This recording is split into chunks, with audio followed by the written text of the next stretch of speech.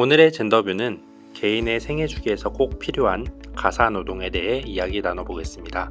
지난 6월 27일 통계청은 무급 가사노동 평가액의 세대 간 배분 심층 분석이라는 연구를 발표했는데요. 국민 계정에 포함되지 않는 무급 가사노동의 경제적 가치를 평가하는 것뿐 아니라 개인의 생애 주기에서 가사노동이 어떤 흐름을 보이는지 분석했습니다. 오늘은 특별한 손님을 모시고 성별, 세대별로 가사노동 경험에 어떤 차이가 있는지 살펴보고 우리 사회의 평등한 가사노동을 위해서는 어떤 노력이 필요한지 생각해 보겠습니다. 무급 가사노동 평가액의 세대 간 배분 심층 분석, 어떤 연구인가요?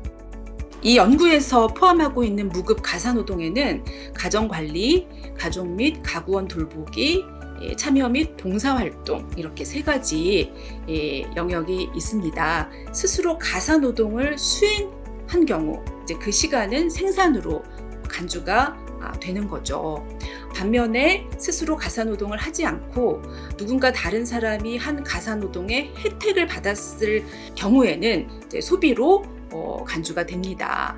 이 생산과 소비의 차액을 구한 다음에 생산이 소비보다 크면 흑자, 그리고 소비가 생산보다 크면 적자라고 판단을 하게 됩니다. 가사노동을 내가 스스로 한 게 누군가 나를 위해서 해준 것보다 더 많다면 흑자가 되는 거고, 내가 스스로 한 것보다 다른 사람이 나를 위해서 한 가사노동이 더 많다고 보면 그건 이제 적자가 되는 거죠.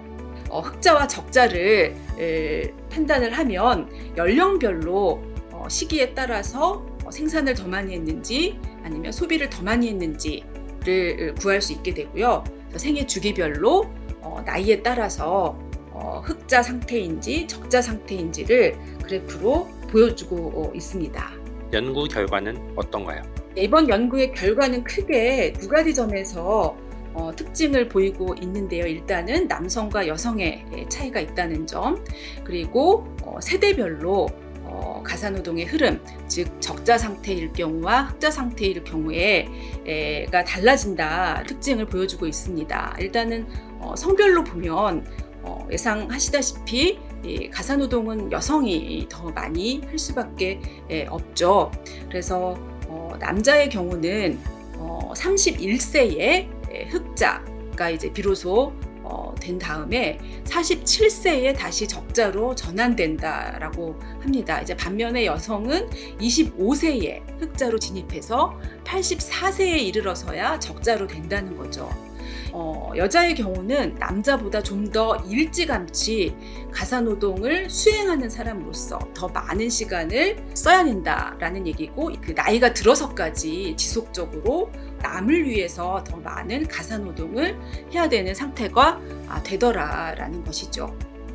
세대별로는 0세에서 14세까지 유년층, 그리고 15세에서 64세까지의 노동 연령층, 그리고 마지막으로 65세 이상 노년층으로 이렇게 세 집단을 적자인지 흑자인지를 보여주고 있는데요. 유년층은 가사노동을 받는 입장일 수밖에 없죠. 그래서 돌봄 소비가 생산보다 많아서 적자라는 것을 이제 보여주고 있고요. 노동 연령층은 흑자 상태에 있다라는 것을 보여줬습니다. 노동 연령층이 되면 가사노동을 더 많이 하는 상태가 된다라는 거죠. 65세 이상의 노년층의 경우는 약간의 차이로 이제 흑자를 이제 기록하게 되었습니다. 생산한 것만큼 이제 소비도 한다라는 것이죠. 성별의 차이를 먼저 살펴보겠습니다. 그래프를 보면 여성은 84세가 되어서야 적자로 전환이 되고, 흑자폭이 가장 클 때에도 남성은 259만 원, 여성은 1,848만 원으로 큰 차이가 있는데요. 그런 결과가 나온 이유는 무엇일까요? 노동시장에서 이제 일을 하고 있다가도 돌봄의 필요가 발생했을 때 남성보다는 여성이 무급의 노동을 하게 되는 그런 상황이 아직도 보편적이기 때문이지 않을까라는 생각이 들죠. 흑자 폭의 차이는 절대적인 시간 양에 있어서 남성이 아무리 과거보다 무급의 노동에 시간을 많이 쓰고 있다곤 하지만 여성이 하는 시간만큼 따라잡지 못하기 때문에 그렇지 않을까라는 생각이 듭니다. 다음으로 세대별 가사노동의 흐름을 살펴보면 노년층의 경우 약간의 차이로 흑자를 기록했다고 하셨어요. 최근 황혼 육아를 통해 노년층의 가사노동이 늘어났을 것 같은데 이를 반영한 결과일까요? 네, 이 통계청 발표 자료를 보면요. 2014년 대비 전체 가사 노동 중에 노년층의 기여가 13.6%에서 16.5%로 2.9%포인트 증가했다라고 좀 보여주고 있습니다. 고령화의 영향이 아닐까라는 생각이 듭니다. 1인당 가사노동 시간이 변화하지 않았어도 전체 인구가 증가하니까 노년층의 가사노동 생산의 비중이 증가한 거 아닐까라는 생각이 일단 들고요.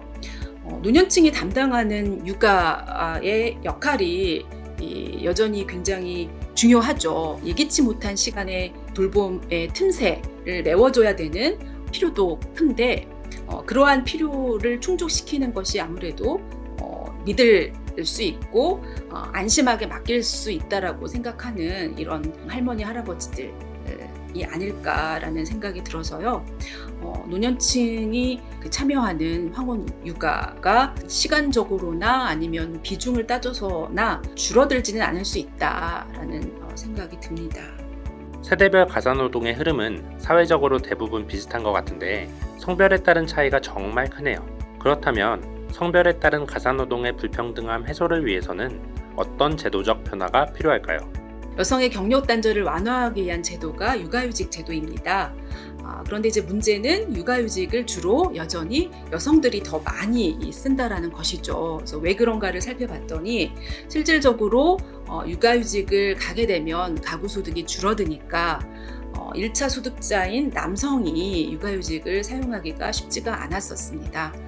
육아휴직을 남성들이 이제 좀 더 잘 활용할 수 있도록 앞으로 더 많은 제도적인 보완 그리고 기업 스스로 여러 가지 이제 노력을 할 필요가 있다고 생각이 됩니다.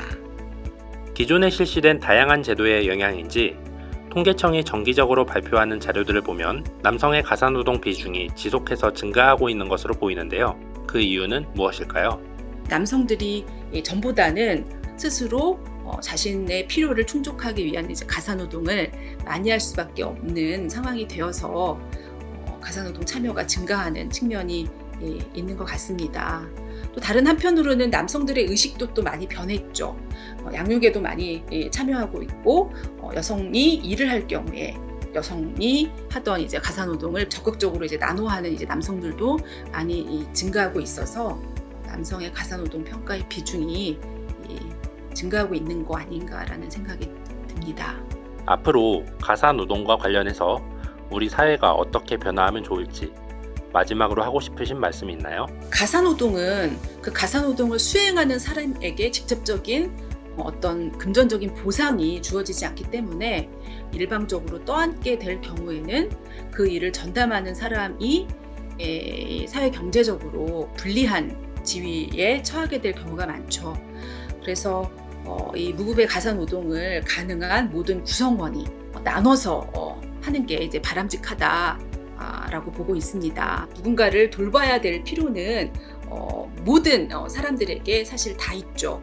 자녀를 돌보는 것뿐만이 아니라 부모를 돌보거나 동거하는 친구나 친척, 자기 자신을 돌보는데 좀 더 관대하게 바라볼 수 있다면 돌봄을 하는 이 행위에 대해서 좀 더 우리 사회 전체 사회 구성원들 각자의 문제라는 식으로 접근이 될 수 있을 것 같습니다. 그래서 이 돌봄에 대한 인식이 좀 더 사회적으로 확대될 필요가 있다라고 생각이 듭니다. 네, 오늘은 윤자영 교수님과 함께 성별과 세대별 가사노동 흐름을 비교하고 평등한 가사노동을 위해서 어떤 노력이 필요할지 이야기 나눠보았습니다.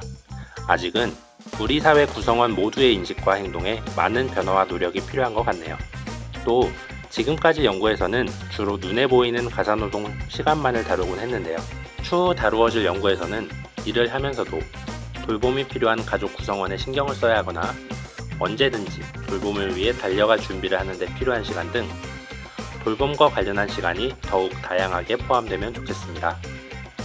여러분들도 오늘의 대화를 바탕으로 다양한 돌봄의 모습과 평등한 가사노동에 대해 생각해 보는 것은 어떨까요?